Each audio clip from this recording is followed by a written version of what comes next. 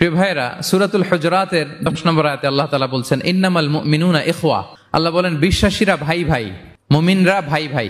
এটা ফিল করতে হবে, শুধু মুখে বললে হবে না। আমরা কিন্তু ভাই ভাই, উই আর ব্রাদার্স ইন ইসলাম। ইন্নামাল মুমিনুনা ইখওয়া, বিশ্বাসীরা ভাই ভাই। ফাআসলিহু বাইনা আখাওয়াইকুম। আর এই ভ্রাতৃত্বের মধ্যে যদি কখনো টানাপোড়েন হয়, বোঝাপড়ায় সমস্যা হয়, বিরোধ হয়, তাহলে মিলমিশ করে দিও তোমরা, সেটা আপোষে মীমাংসা করে দিও। আদেশটা কার? আওয়াজ করে বলুন না, আদেশটা কার? আর ওয়াত্তাকুল্লাহ, আল্লাহকে ভয় করো। লাআল্লাকুম তুরহামুন, তাহলে তোমরা অনুগ্রহ প্রাপ্ত হবে। তাহলে প্রথম মেসেজ হচ্ছে আমরা ভাই ভাই, উই অল আর ব্রাদার্স। পৃথিবীতে ভ্রাতৃত্ব, ব্রাদারহুড, এটা অনেক ধরনের। এক নম্বর ভ্রাতৃত্ব হচ্ছে আল উখুয়া আল ইনসানিয়া, মানবিক দিক থেকে ভাই।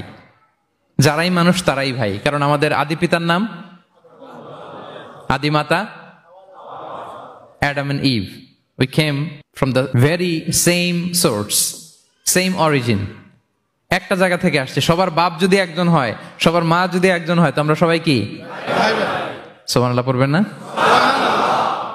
তাহলে ভ্রাতৃত্বের একটা রূপ হচ্ছে আল উখুয়া আল ইনসানিয়া, মানবিক দিক থেকে ভাই। সেই হিসেবে হিন্দু আমার ভাই, খ্রিস্টানও আমার ভাই, বৌদ্ধ আমার ভাই, নাস্তিক আস্তিক সবাই আমার ভাই। এটা হলো ভ্রাতৃত্বের একটা ধরন। ভ্রাতৃত্বের আরেকটা ধরন হচ্ছে আল উখুয়া আন নাসাবিয়া, বংশীয় ভাই, বংশের সম্পর্ক বা রক্তের সম্পর্ক। যেমন আমার চাচাতো ভাই, খালাতো ভাই, আরো ক্লোজে গেলে আমার আপন ভাই, মায়ের পেটের ভাই, এক রক্তের ভাই, ঠিক কিনা বলেন? এটা গেল 2 নাম্বার, এটা রক্তের সম্পর্ক।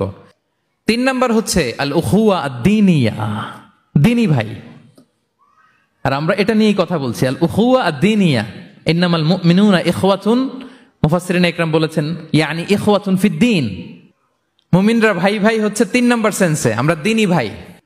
আমি আপনাদের কাউকে দেখি নাই, আমাকে হয়তো সোশ্যাল মিডিয়ায় দেখেছেন, কিন্তু সরাসরি হয়তো দেখেন নাই। কিন্তু এই যে আমাদের ভ্রাতৃত্ব, এটা দ্বীনি ভ্রাতৃত্ব, দ্বীনি ভাই।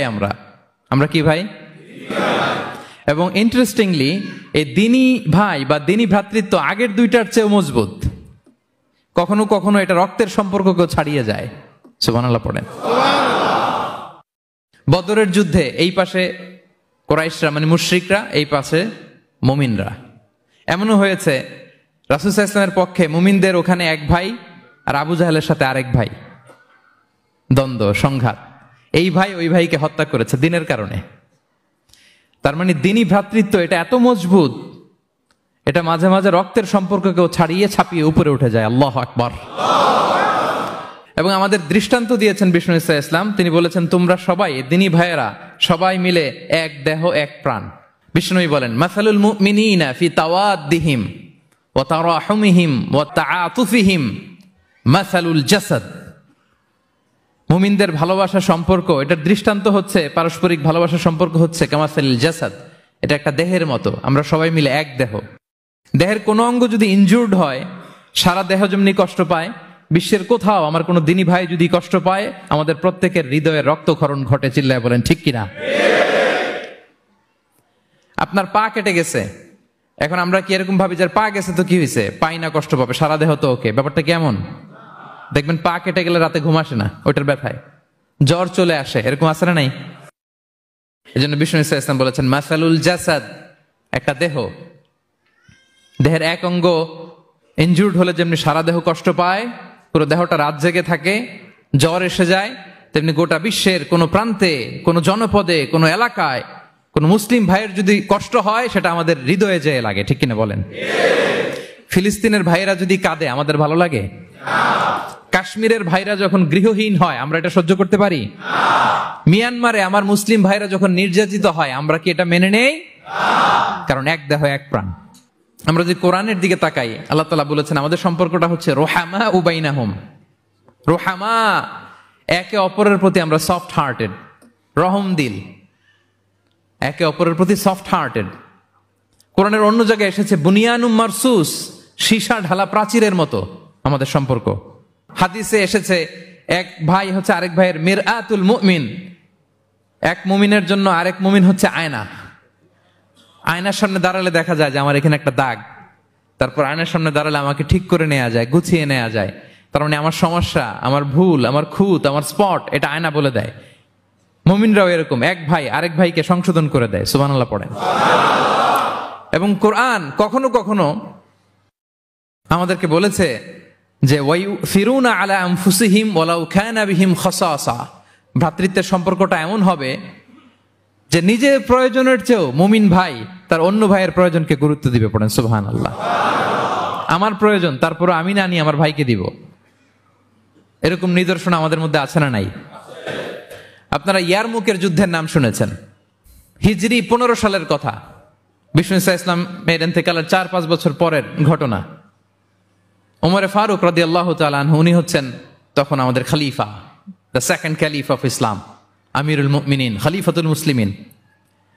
তো ইয়ারমুকের যুদ্ধে আল্লাহ তাআলা আমাদেরকে বিজয় দান করেছিলেন।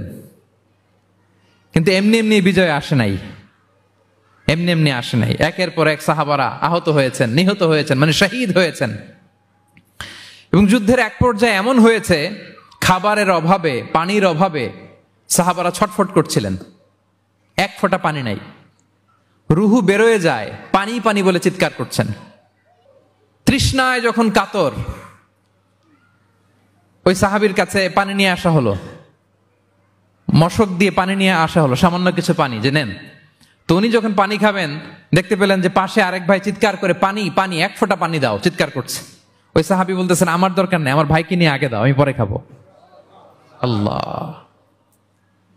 ওই দ্বিতীয় সাহাবীর কাছে যাওয়া হলো এই মশক নিয়ে, যে আপনি একটু পানি খেয়ে তার হৃদয়টাকে শান্ত করেন, ঠান্ডা করেন। তিনি যখন পানি মুখে নিতে যাবেন, পাশে আরেক ভাই চিৎকার করছে, পানি পানি, এক ফোঁটা পানি দাও।